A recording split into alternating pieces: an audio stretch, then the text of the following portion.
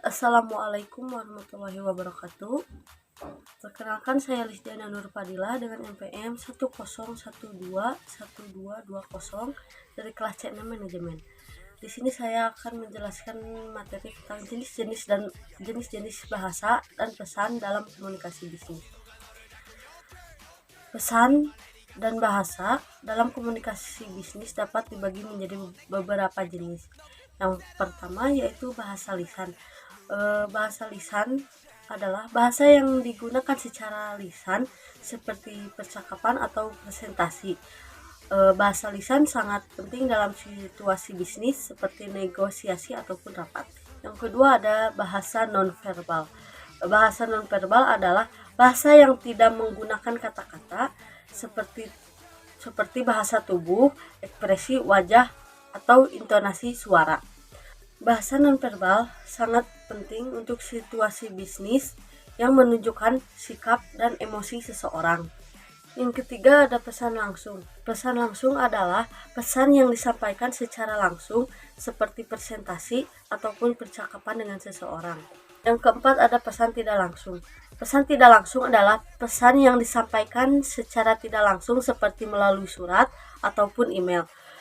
Pesan tidak langsung adalah pesan yang sangat penting dalam situasi apapun, seperti konsumen yang mempunyai jarak jauh dengan perusahaan kita.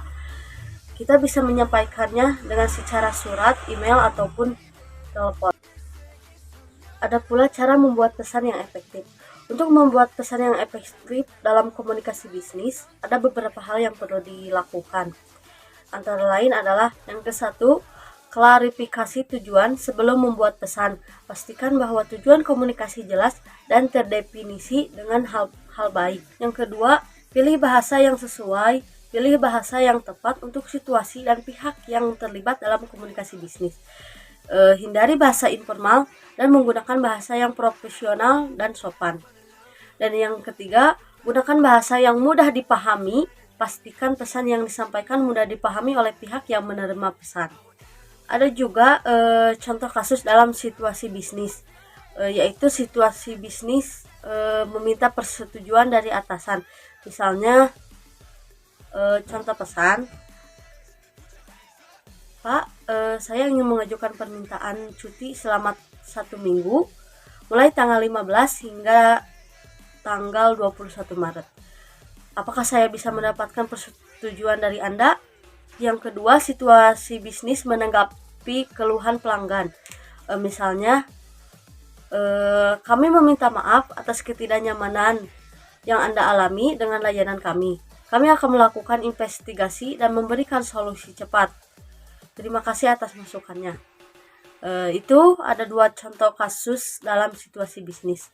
Yang selanjutnya ada jenis-jenis media komunikasi.